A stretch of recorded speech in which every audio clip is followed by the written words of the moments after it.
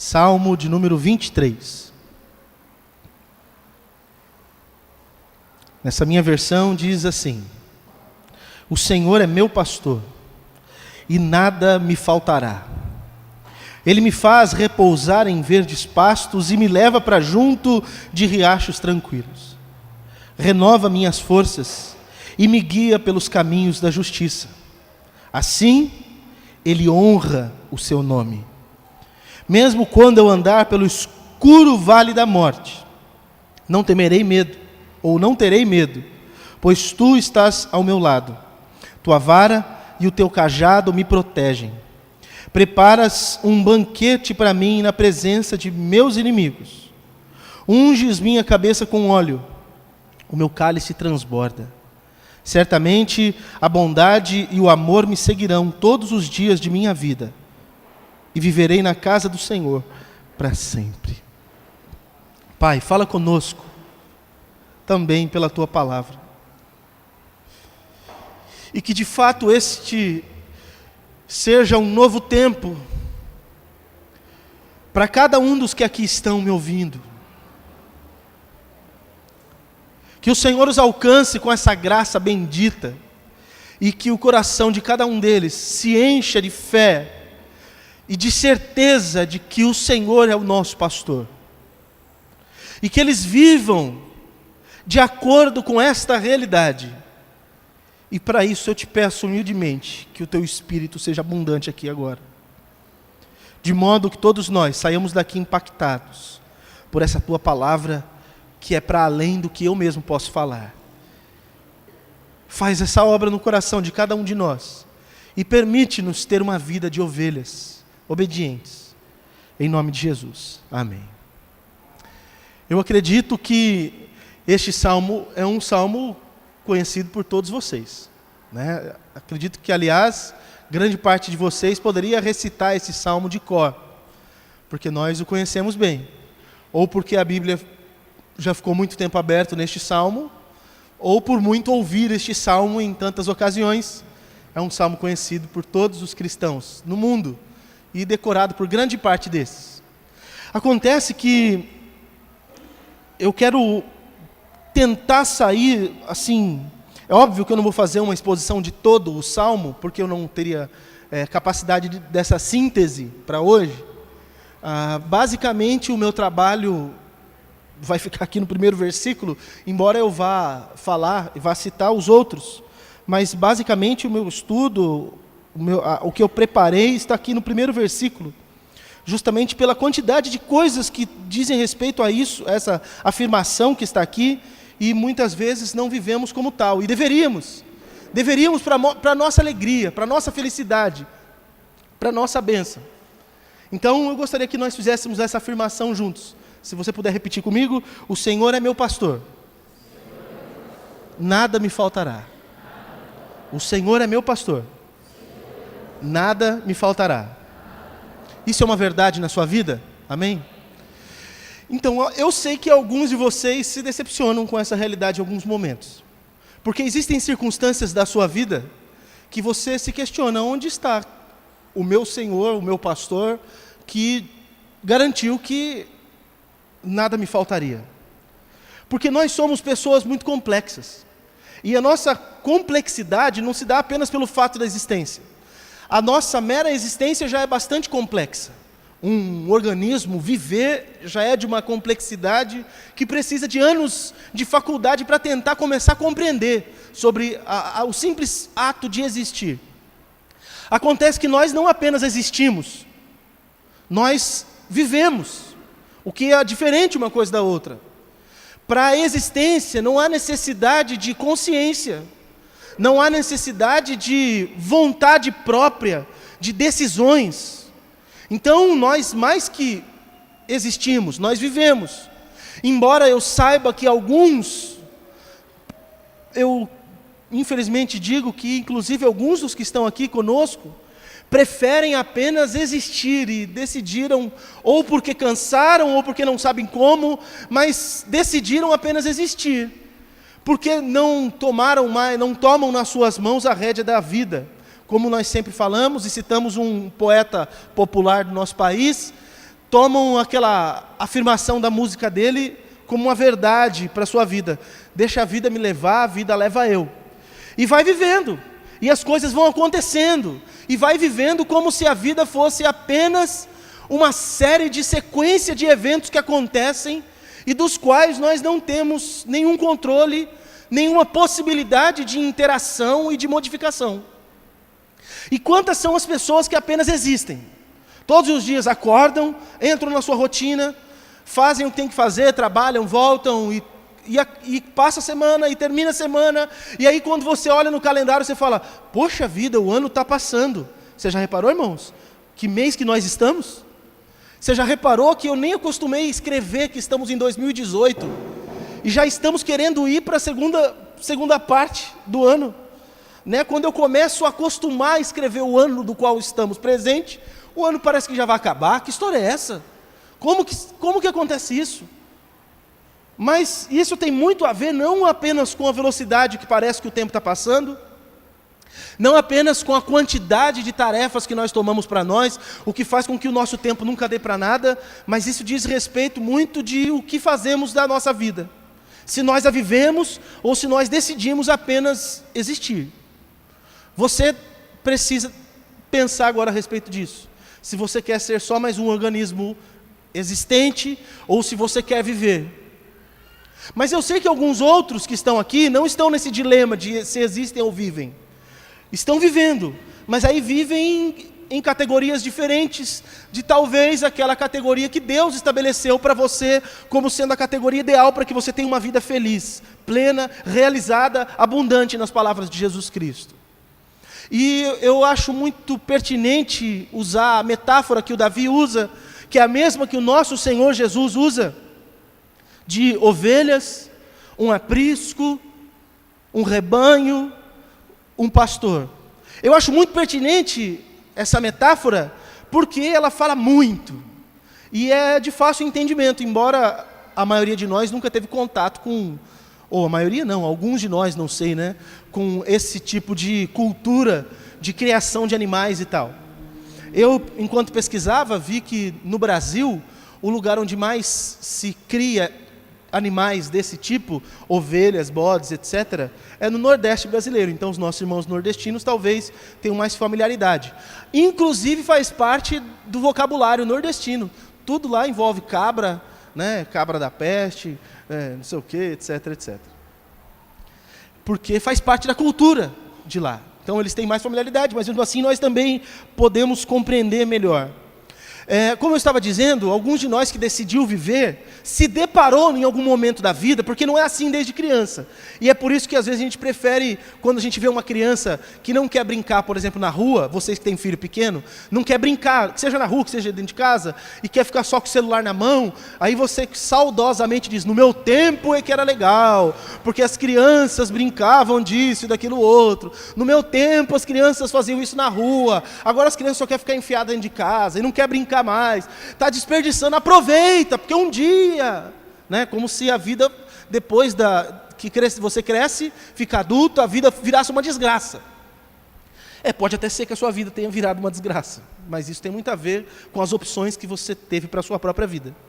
Eu sei que muitas coisas são desenrolar de coisas que outros escolheram por você, como por exemplo coisas que o seu pai e a sua mãe decidiram fazer e você ganhou de presente, de herança, certas questões dos seus pais.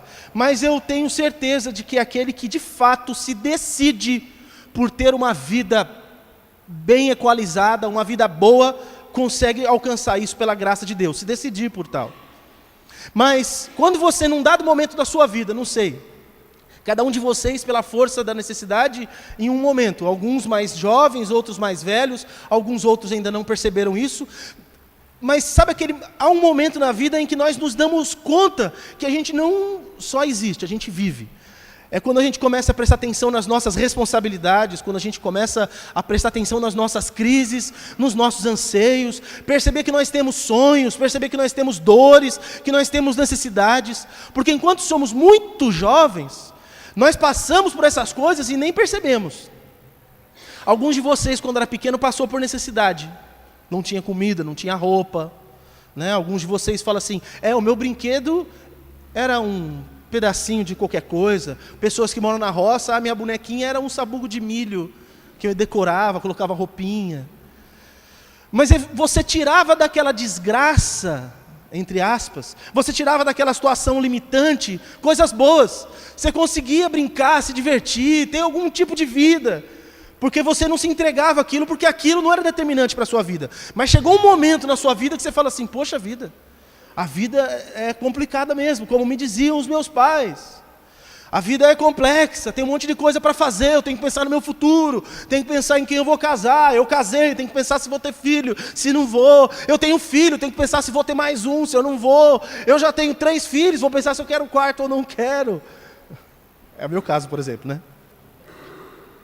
Porque daí quando você está nesse embalo de vai ter um filho, tem um segundo, tem um terceiro, tá legal. A hora que você pensa, eu quero o 4º filho, aí você lembra, ixi, preciso trocar o carro. Ixi, preciso aumentar o cômodo na minha casa. Ixi, o dinheiro já não dá. Aí você desiste. Puxa, mas quem sabe um dia Deus não dá uma nova oportunidade pra gente, né, amor? E a gente de repente tem mais filho aí também. Crescer e multiplicai-vos, irmãos. Está na Bíblia. Isso é coisa de gente crente, obedecer a palavra.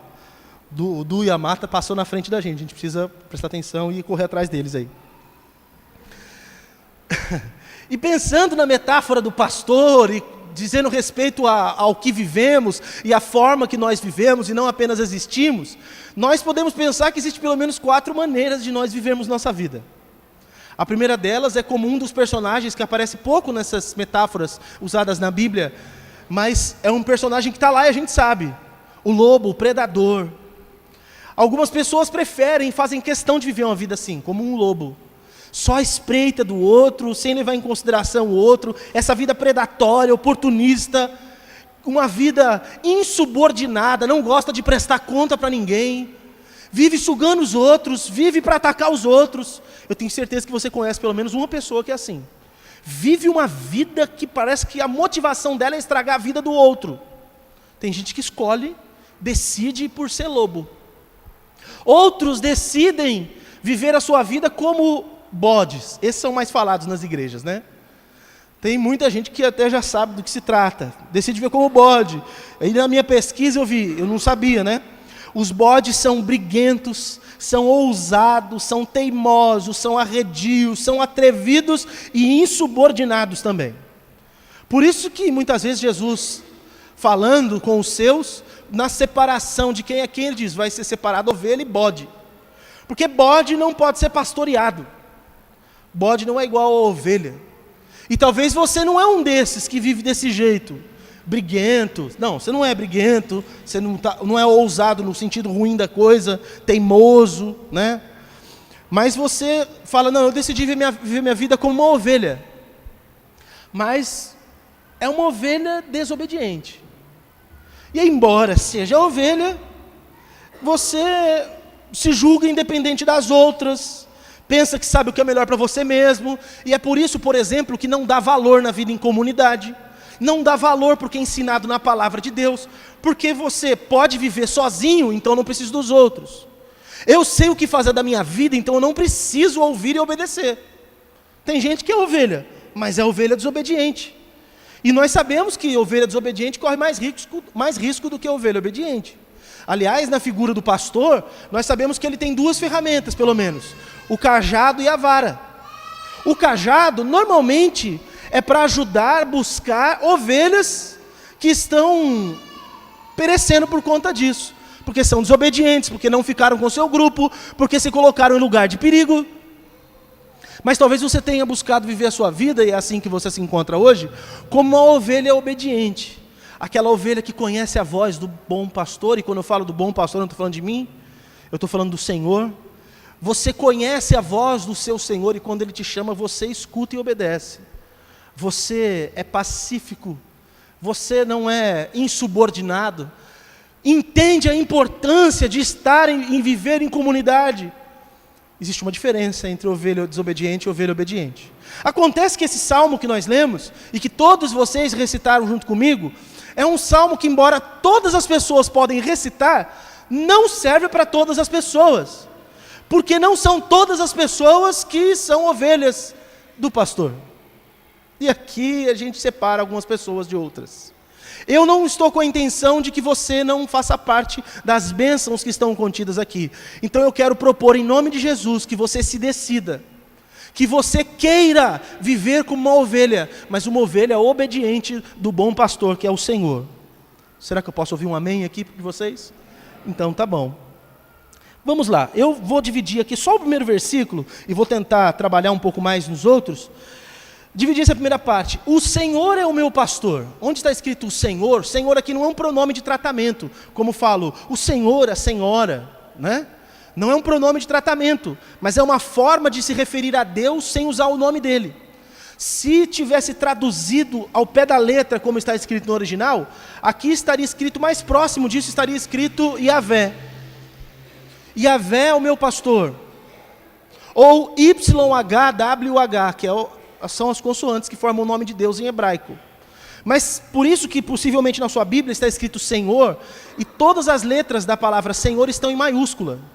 Porque é para diferir um pronome de tratamento do nome próprio de Deus. Sempre que na sua Bíblia aparecer Senhor com letras maiúsculas, está se referindo ao nome próprio de Deus. O Senhor é meu pastor. Quando eu faço uma afirmação dessa, o que isso quer dizer?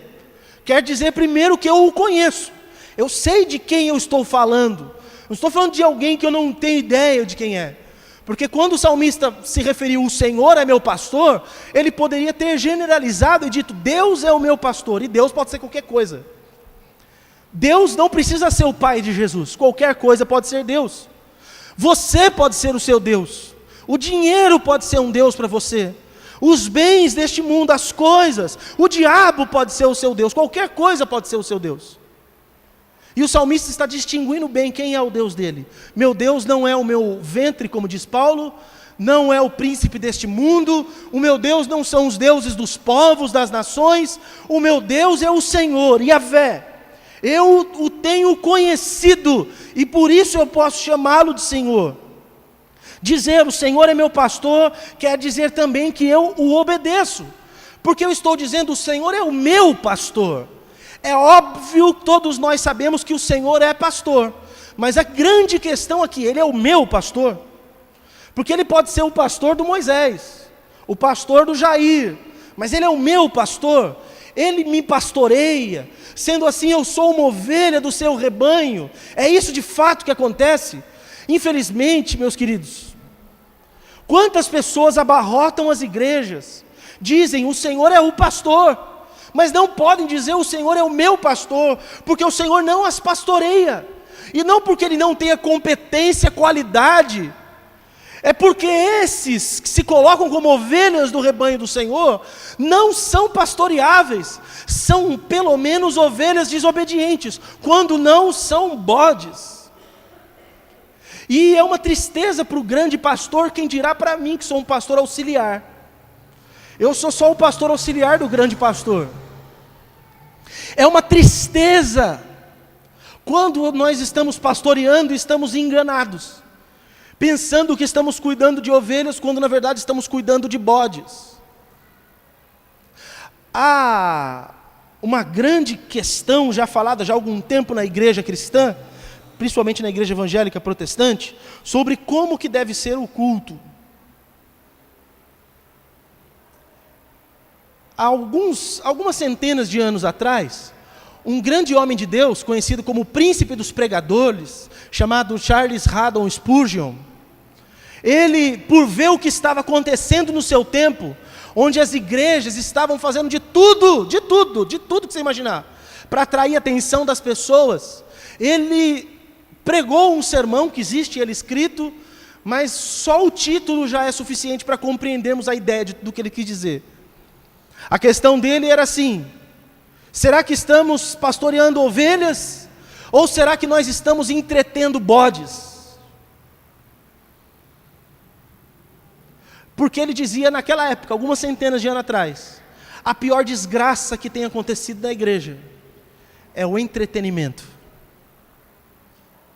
As pessoas vão para se sentir bem, as pessoas vão para gostar do que veem e ouvem. Se as pessoas não estiverem num ambiente confortável, se as pessoas não forem bem atendidas, não tem nada a ver mais com vou para cultuar a Deus. O nosso irmão, na semana passada, esteve aqui, um missionário. Vocês ouviram ele contando a respeito, lá do Piauí. Dos irmãos que viajam quilômetros para que consiga ter mais de um culto no mês. Porque lá na regiãozinha deles, lá na vila deles, tem culto uma vez por mês. E para ter o segundo culto, eles andam quilômetros.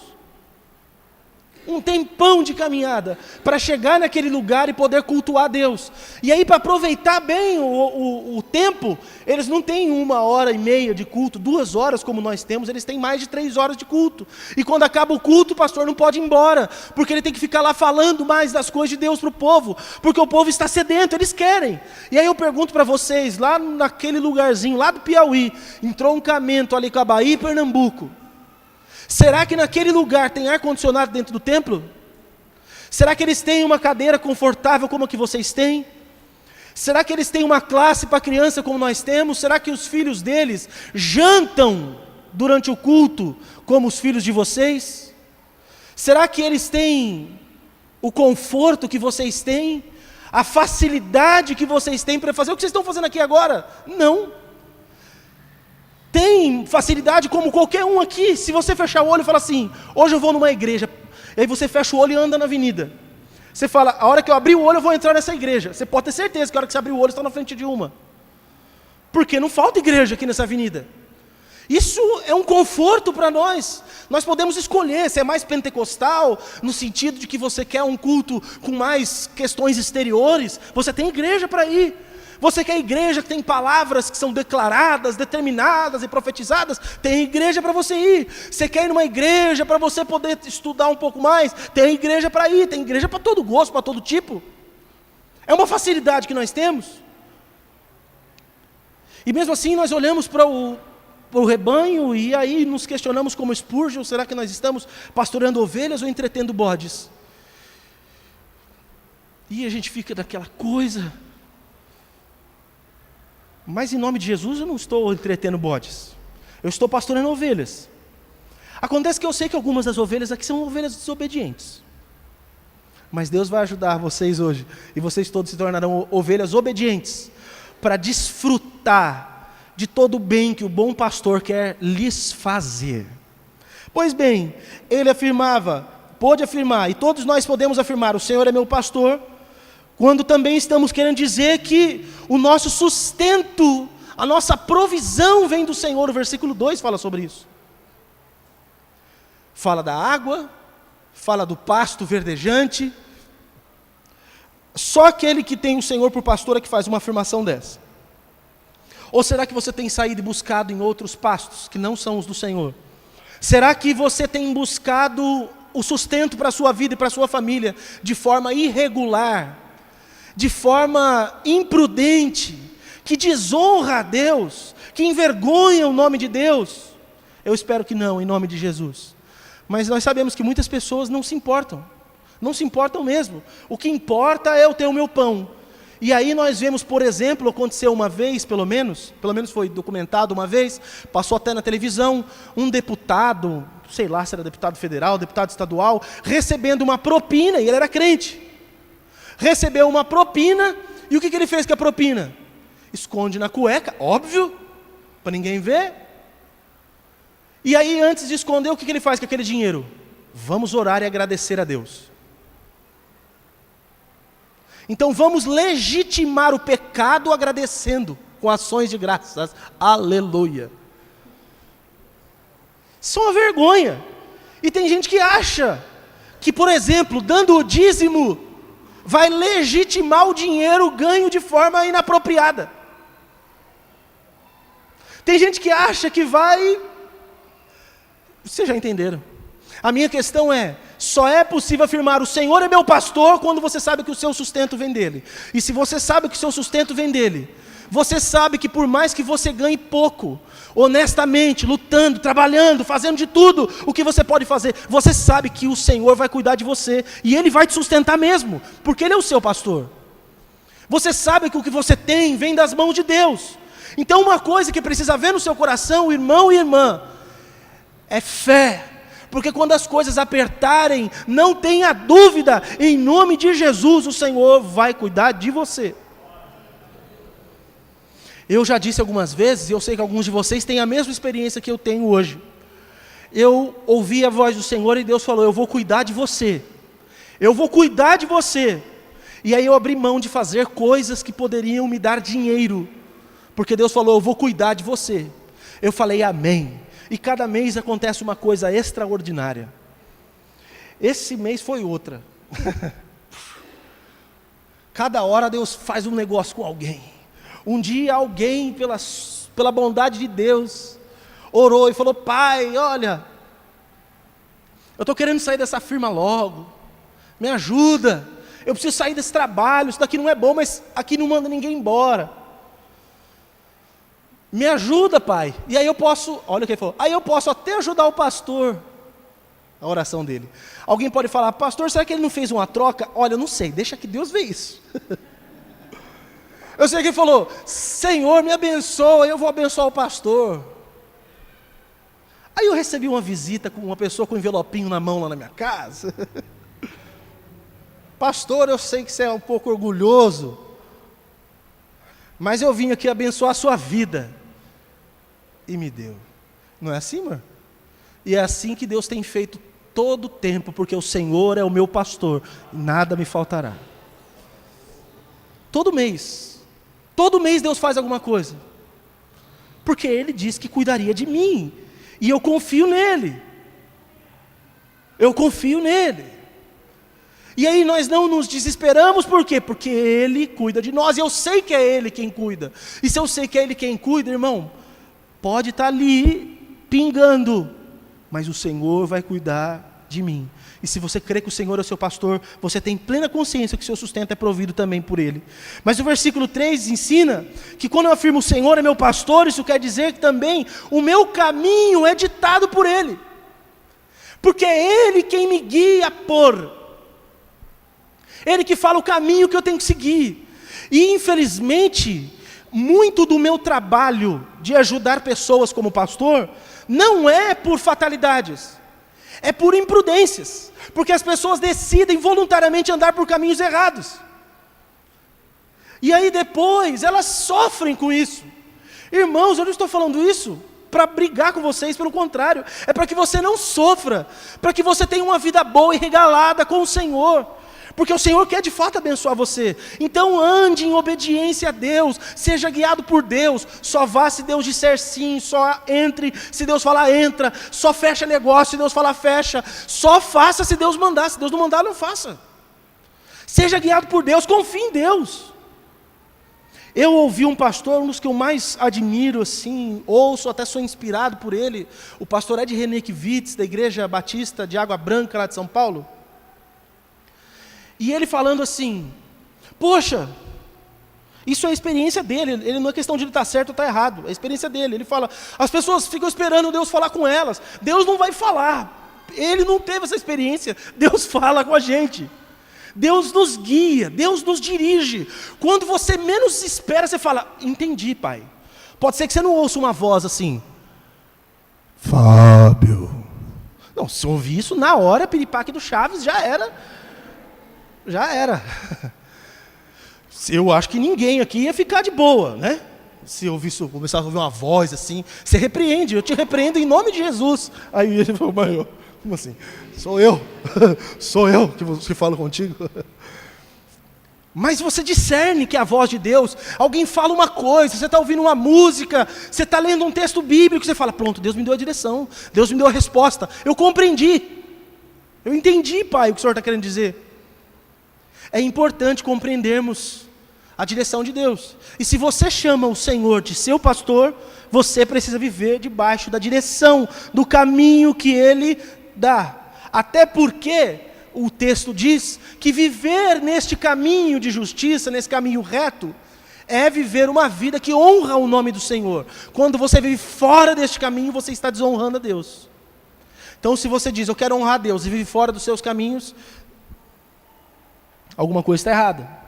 Quando você diz: o Senhor é meu pastor, você está dizendo que a sua proteção vem dele, versículo 4 e versículo 5. A sua proteção vem dele.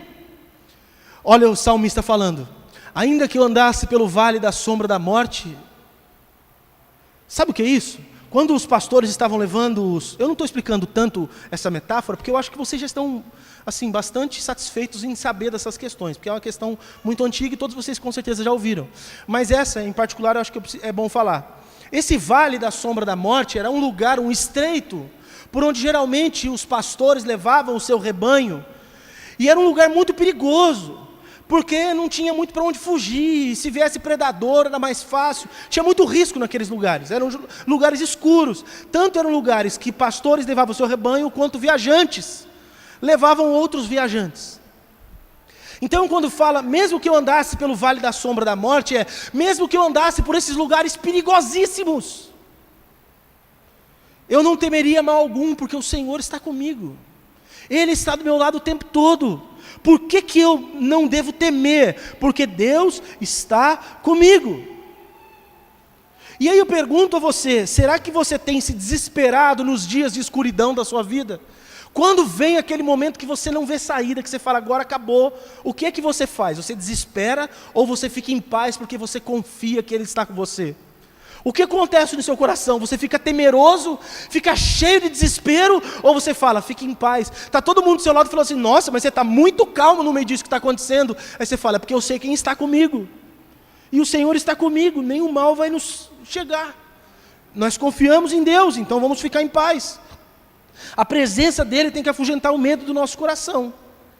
Ou, por outro lado, quando nós confiamos que a nossa proteção vem de Deus, tem uma outra questão aqui, porque Ele fala, prepara uma mesa para mim, diante de mim, na presença dos meus inimigos. Quando fala isso, não está falando assim, Ele está preparando o meu arsenal de guerra para que eu enfrente e acabe com os meus inimigos. O que está sendo dito aqui é outra coisa. Essa mesa posta é um lugar de paz, de confraternização, onde eu posso me alegrar. E por que não os meus inimigos se alegrarem junto comigo? Porque isso é um preceito de Deus, isso é um preceito de Jesus para nós. Nós não nos vingamos, nós não atacamos, nós não fazemos mal, mesmo que as pessoas nos façam mal. Porque nós somos as pessoas que fazem bem, e quem faz o bem não faz o mal. Porque uma fonte não pode jorrar dois tipos de água. Então quando alguém nos ofende, quando alguém nos maltrata, quando alguém nos machuca, quando alguém nos ataca, nós somos daqueles que se vingam? Não. Nós somos daqueles que fazem retaliação? Nós somos daqueles que afrontam?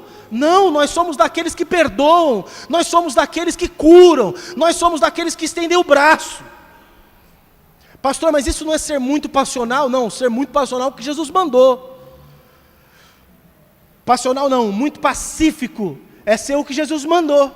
Que se alguém vier e te der o tapa de um lado da face, você dá o outro ainda. Se alguém te obrigar a dar uma milha, você vai a segunda. Não foi isso que Jesus ensinou?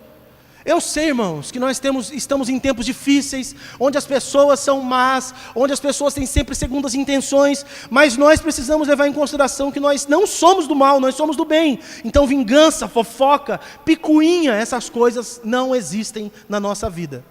Ó, eu disse uma palavrinha aqui, fofoca.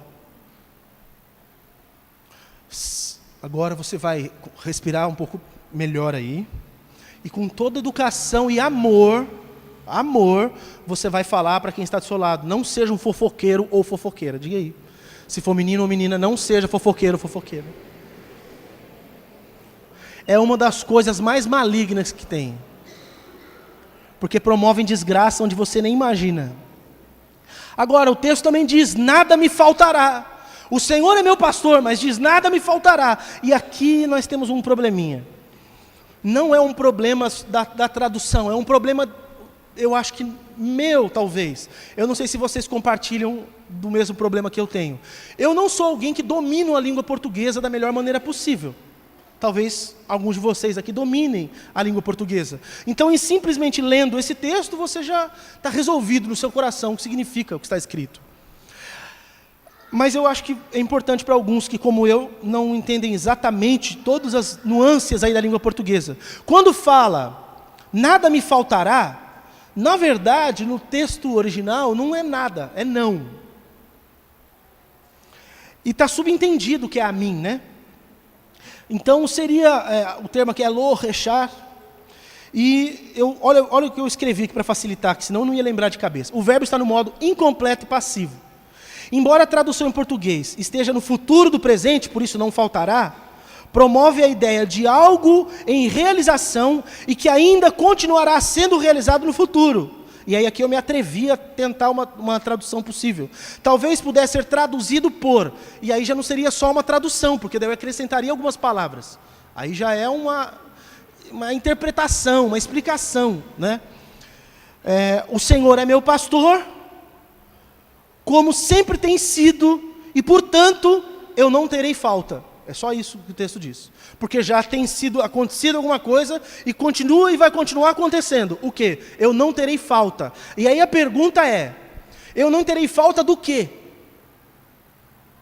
Porque isso aqui é que gera muitas crises no coração de muito crente. E o que dá margem para pastores equivocadamente ensinarem as pessoas, como é o caso, por exemplo, dos que acreditam na teologia da prosperidade, como Edir Macedo, que é uma voz mais expressiva. Ensinar, por exemplo, o seguinte: se você está sofrendo, é porque necessariamente você está em pecado. É isso. Se você está doente, é porque você está em pecado. Se você está sofrendo, é porque você está em pecado. Por que eles chegam nessa conclusão? Porque se eu afirmar que nada vai me faltar se o Senhor é meu pastor, nada é nada. Então não vai me faltar dinheiro, que eu acho que isso daqui não acontece com nenhum de vocês. Nenhum de vocês teve falta de dinheiro esses últimos meses aqui. Sobrou dinheiro, não foi verdade? Quase todos vocês, eu vi foto na Disney. Quase todos vocês, sobrou dinheiro. Então, nada vai me faltar. Não faltou saúde para nenhum de vocês, todo mundo aqui esteve muito bem o tempo todo. Será que é dessas coisas que está falando, quando diz nada vai me faltar ou não me faltará? Não tem me faltado e nem faltará? Não. O que não me falta é o pastoreio daquele que é o meu Senhor. O Senhor é meu pastor, e isso não me faltará jamais. Ele não deixará de me pastorear nunca. Porque se você ficar com esse engodo no seu coração, com esse engano, de que por ser crente, nenhuma coisa ruim te acontece, você vai ser um alvo dessas teologias que te afastam de Deus. Você precisa entender que sendo crente, você passa por necessidade. Você passa por faltas, você passa por dores, você passa por crises. Sua casa pode ficar desestruturada, pode acontecer um monte de coisa. Ou não pode, gente? Ou isso é só uma coisa reservada a nós, os barrigudos? Vocês, os magrinhos, não são assim. O Senhor é meu pastor, nada me faltará, não diz respeito a ter tudo o que eu quero ter. Diz respeito que Ele jamais me faltará. E a minha consciência de que Ele está comigo, mesmo no momento de privação, me leva a ter a consciência, como foi, por exemplo, a consciência de Paulo, que passando por privações, chegou a afirmar: eu posso todas as coisas daquele que me fortalece. Ele não falou: eu posso ter necessidade, eu sei ter fartura, eu sei não ter nada, eu sei ter uma vida regalada, eu sei não ter nada, eu sei o que é apanhar, eu sei o que é viver uma vida desse jeito. Então, irmãos, nós não caímos nesse engodo de que ser crente nos priva de passar aflições. Acontece que ser crente nos dá a graça de termos o nosso pastor conosco no meio das aflições. Jesus, ouça isso, não vai te livrar de todas as aflições, mas Ele estará contigo no meio de todas elas. E se isso não basta para você, Ele não pode ser o seu pastor. Porque Ele nunca nos prometeu que nos livraria das aflições. Ele disse apenas: tenha bom ânimo. No mundo tereis aflições, mas tende bom ânimo. E eu vejo muito crente enganado, achando que porque é crente não pode passar certas coisas. E é por isso que fazem questionamentos estúpidos, do tipo: onde está Deus agora? Agora que eu mais preciso de Deus, eu oro e Deus não me responde. Ele está o tempo inteiro com você, você só continua de pé porque Ele está com você nisso. Você está sofrendo, mas não está pior porque Ele está com você. Você não está derrubado, destruído, porque Ele está com você em todo o tempo. E quando você compreende isso e desfruta da presença dEle e do conhecimento de quem Ele é, irmão, isso para você é mais importante do que ter coisas. Porque se ter coisas é mais importante do que ter o próprio Senhor Jesus, o teu pastor não é o Senhor, mas é Mamon. Se ter coisas para você é mais importante do que ter o Senhor, você é servo de Mamon, do dinheiro, das riquezas, e você não pode ter nada com o Senhor, porque é impossível servir a dois senhores. Ou você pode servir ao Senhor e Yahvé, ou você vai servir a Mamon. Jesus nos é suficiente, irmãos. Nós não precisamos nada mais do que Jesus. Nós temos a graça de nesse país termos Jesus e termos uma certa paz, temos uma certa estabilidade. Não, olha só, não é só nesse país não, nesse pedaço do nosso país, porque essa é a parte mais privilegiada do nosso país, irmãos.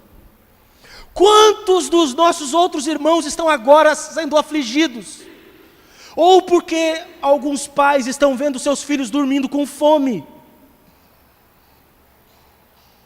ou porque estão sendo perseguidos, porque estão sofrendo por amor a Cristo e a causa do reino. Quantos dos nossos irmãos são ovelhas que estão ali de fato, como Jesus disse, sendo colocados diante dos lobos, entregues, e nós regalados de todo tipo de privilégio? Quantas vezes levantamos a nossa voz para reclamar por pouco, muito do que reclamamos não é pelo que nos falta, é pelo que vemos o outro ter e nós não temos, pelo padrão que a nossa sociedade tem e nós não temos. Sabe como é que chama isso? Inveja.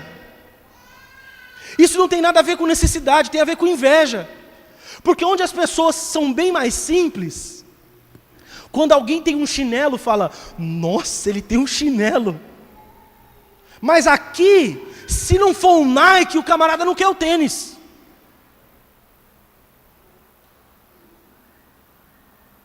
Lá no Nordeste, o irmão contou, aquelas motinhas, que misericórdia. Um dos passageiros, porque são tantos passageiros na moto, tem que andar com a lanterna iluminando o caminho. Quebrado, remendado. E aqui jovens fazem graça, porque os pais não fazem coisas para eles. Senhores e senhoras não ficam satisfeitos, não ficam contentes, não aprenderam a lei do contentamento. Contentamento, irmão, não é você se acomodar numa vida de miséria. Contentamento é ter arroz em casa, e ao invés de reclamar que não tem feijão, é dar graças a Deus que tem um arroz. Contentamento é assim: esse mês eu não vou poder pagar a TV em casa, vou ficar sem TV. Só tem dinheiro para pagar a luz. Ao invés de reclamar, falar que está sem dinheiro para pagar a TV, fala: obrigado, Senhor, porque eu já tenho dinheiro para pagar a conta de luz. Contentamento é ter algo na mão e falar: obrigado porque eu tenho. E parar de deixar de olhar para o que você tem e olhar só para o que você não tem. Isso é uma vida egoísta. Porque nós vivemos uma vida regalada aqui, irmãos. Regalada. Todo mundo aqui é pobre, todo mundo aqui passa necessidade. Um ou outro aqui, graças a Deus, é melhorzinho. Mas vira e mexe um de vocês aí, está assando um gato. Está aí, ó, aquele fedor de churrasco em casa. É fedor porque quando não chama a gente é fedor, né? Quando chama a gente é cheiro bom, que cheiro gostoso de churrasco. Não chamou é fedor. Vira e mexe, está fazendo um negócio aí, tal. Tem 50 negros morando na casa, mas está lá. A coisa apertou, mas não foi como que é? Um baião de 10, Raimundo, que foi feito lá na sua casa, coisa linda, deliciosa, que eu fui lá comer. Fui, e aí eu não como coentro. A irmã Erivânia teve o capricho de fazer sem coentro para mim, uma parte. Foi uma panela só sem coentro para mim. Que é isso? E a gente é tudo pobre. Mas daí não sobrou dinheiro para ir fazer não sei o que com não sei quem, aí reclama. Misericórdia, nós tínhamos que ser mais agradecidos, porque todo dia você levanta, você está aí com saúde, vai lá trabalhar, mas não, esse lugar, esse emprego. Você está com saúde, dá graças a Deus, vai trabalhar, mete a cara, vai descobrir outra coisa, vai fazer, vai acontecer, vai viver, para de desistir, de reclamar. Ovelha do Senhor tem a consciência que nada lhe falta, mas nada lhe falta porque o próprio pastor é que não falta. E essa é a maior bênção que uma ovelha pode ter. A maior bênção da ovelha não é o pasto verdejante, não são as águas tranquilas. O maior presente, a maior bênção de uma ovelha é ter o seu pastor. E não estou falando desse que vos fala. Porque eu sou falho, piso na bola, erro. Mas aquele pastor, ele não erra, ele não falha, ele não falta, ele não desampara, ele não deixa, ele não esquece. E a maior bênção na vida de uma ovelha é justamente isso. Sabe por quê? Porque por mais que, preste atenção nisso, isso daqui é um princípio espetacular da metáfora da ovelha e das pessoas. Mesmo que a ovelha tivesse pastos verdejantes para comer, se o pastor não está junto, a ovelha vai comer alguma coisa que não tinha que comer. Porque eu vou falar uma coisa, eu espero que você não se ofenda, eu estou falando das ovelhas, animais, tá bom? Não é de vocês, mas de vez em quando pode ser que alguns são. Ovelha é um dos bichos mais marmotas que tem na face da terra. Mas, é que é estranho, né, comparar um animal com o outro. Tipo, a ovelha é um burro. Não. Né? A ovelha é um dos animais mais desprovidos de inteligência. Pronto. Não se ofenda, eu estou falando do animalzinho lá. Ainda. Se você vestiu a carapuça, aí eu não posso fazer nada, né? Mas aí, por enquanto, eu estou falando só da ovelhinha lá. A ovelha, ela não sabe discernir qual é o alimento bom e qual é o alimento ruim. Você solta ela no pasto, ela é igual o Pac-Man, ela fecha o olho e vai comendo o que tem na frente. Aí tem planta venenosa, tem bicho no meio, ela não sabe. Ela não sabe, se limita a comer só isso aqui. É igual o gordo em churrascaria, sabe como que é? Eu sei. Apesar que eu sou seletivo, né? Os irmãos aí, tem uns irmãos que estão ligados. Vão na churrascaria, o que eu como? Eu como queijo. Nem gosto, mas eu como porque é caro. Eu só vou pegando as coisas que é caro. Falo, isso daqui eu não como em casa, eu vou comer. Isso eu não como em casa, eu como. Eu vou embora com vontade de comer um monte de coisa, mas comi o que é caro. Mas passa até mal, porque não pode comer certas coisas, né? E a ovelha é desse jeito, a ovelha é marmota igual eu, vai comendo sem ver. Se não fosse o pastor na vida da ovelha, não adiantava ela ter pastos verdejantes. Deixa eu falar uma coisa para vocês aqui. Você pode prosperar na sua vida, você pode ter um pasto bem verdinho na sua frente. Se o Senhor não for o seu pastor, você vai se envenenar no seu próprio pasto. Você vai se enrolar na sua própria prosperidade. Entenderam o que a metáfora está dizendo? Ter o pastor é a maior bênção que a ovelha pode ter. Por quê? Porque a ovelha também não consegue se proteger dos seus predadores. E é por isso que o pastor tem a vara e o cajado para proteger. Você não consegue se proteger dos seus inimigos. Você acha que você é forte, mas não é. Tem um irmão que é um exemplo bem claro de nós, do que nós somos. Está na Bíblia, uma história de Pedro. Pedro achava que era o cara e estava sempre firme, sempre forte. E num momento que o Senhor está dizendo que ia para a morte, ele fala, eu vou contigo, e tal, e não sei o quê. E Jesus fala o quê para Pedro? Pedro, vou te falar uma coisa. Satanás pediu para te peneirar.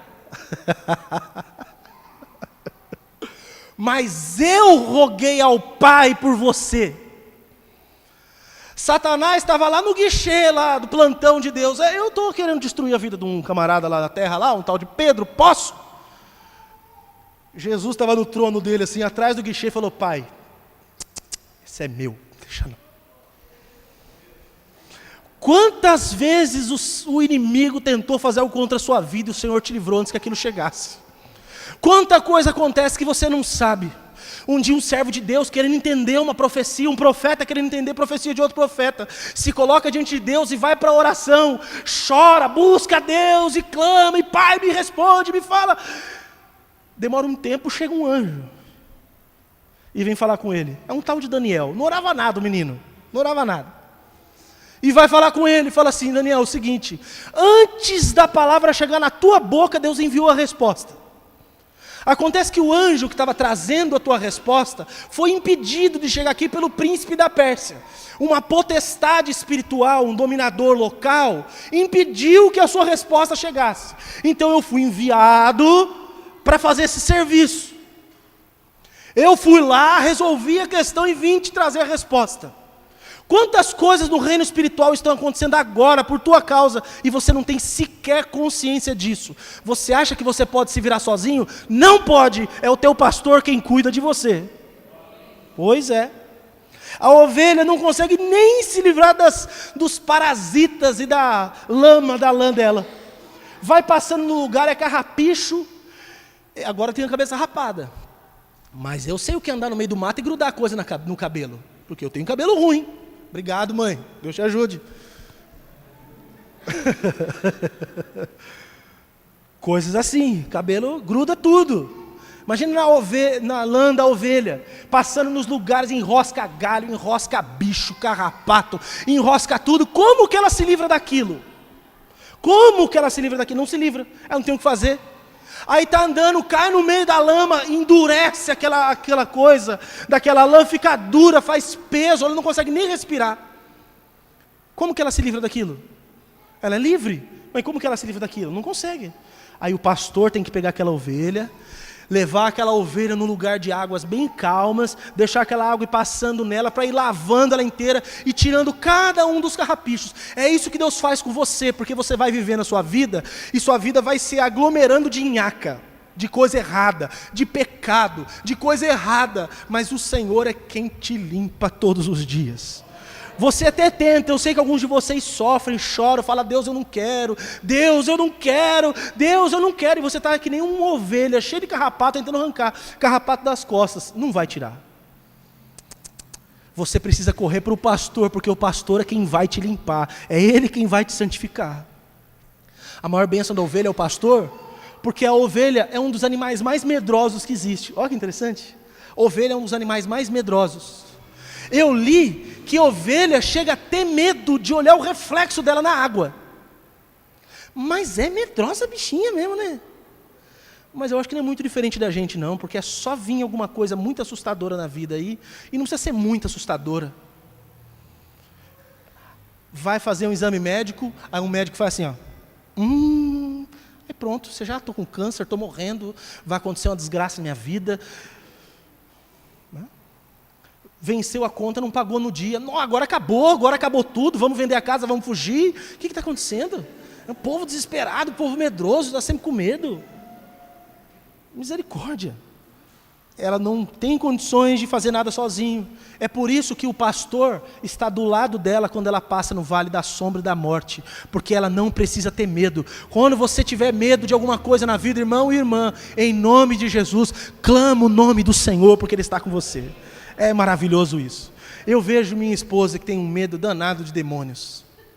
Deus vai te ajudar com isso em nome de Jesus, para você estar comigo quando a gente for fazer o desencapetamento total. A Aline tem medo. Já contei, eu acho que eu contei já, mas vou contar de novo que essa vale a pena. Um dia, nós estávamos fazendo, vou só para passar vergonha. Um dia, nós estávamos num culto numa casa, um culto de jovens eu acho. E aí, aquele culto gostoso numa rua, ali no São Jorge. E aí, estávamos ali na garagem, de repente, passa uma senhora e fala, eu posso entrar? E eu, claro, entre. Aquela senhora entrou, e aí ela olhou para mim e falou assim, e apontou para mim e para uma moça, será que vocês podem orar na minha casa? Aí eu falei, tá, mas a minha noiva vai junto, ela era minha noiva ainda. A minha noiva vai junto, tá bom? Ela, tudo bem. Aí fomos os 3 caça-fantasmas orar na casa dela.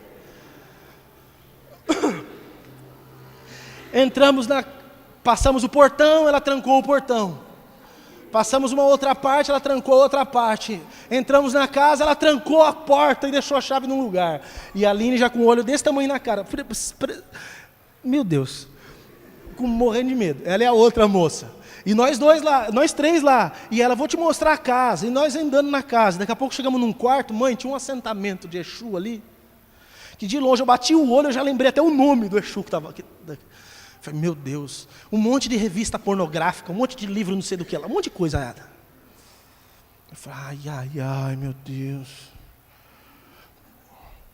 Vamos para a sala, vamos orar, crente, fervoroso, vamos orar. E aí, mas inocente de tudo, né? Aí você não entende muito do negócio, você fecha o olho para orar. E eu de olho fechado assim, meu Deus, põe a sua mão e abençoa, e não sei o que, e não sei o que lá. Aí eu fui pegar na mão da mulher assim, e pum, a mulher voou, saiu voando, grudou no sofá, morta. Morreu mesmo. Cadê a Aline e a outra moça? Eu nunca vi alguém achar uma chave e a fechadura tão rápido. Sabe aquelas provas que tem de pessoa embaixo d'água, que abre rápido? Ela com certeza ganhava. Saiu, estava lá fora. E me deixou sozinho lá dentro, com a mulher morta. Ela não estava morta, Aline?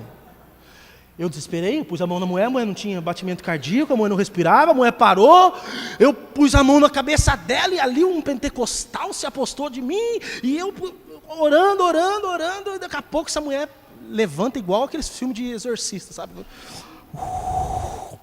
E parou assim na minha frente. Irmãos, eu não posso dar detalhes das questões fisiológicas que aconteceram comigo. Não posso. Mas eu julgo que já entendestes. Irmãos, irmãs. O desespero tomou conta. Por fim, ela ficou liberta, graças a Deus e tudo mais. Mas ela ficou com medo. E quantos de vocês acorda de noite e fala, não vou nem na cozinha porque está tudo escuro?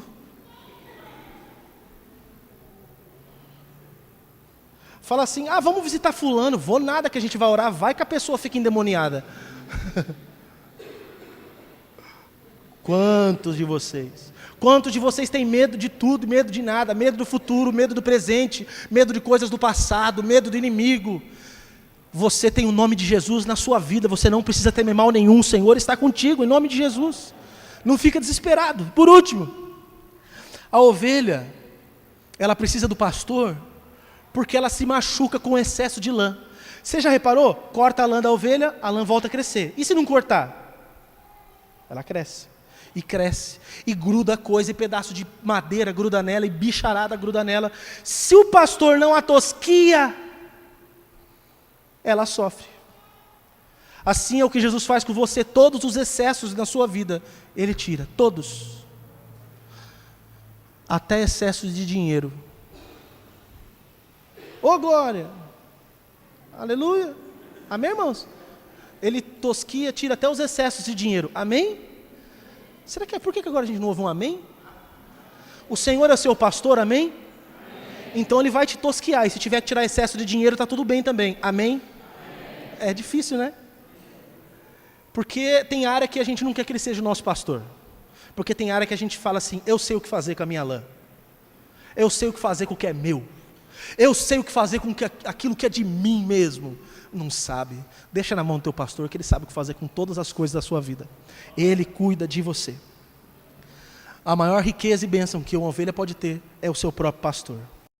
Então, se você hoje chegou aqui e é uma ovelha desobediente, eu quero convidar o seu coração a se converter completamente a Jesus e você se tornar uma ovelha obediente de Jesus.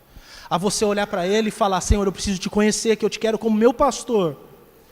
E eu quero que, tendo o Senhor na minha vida, a minha consciência já seja, nada me faltará.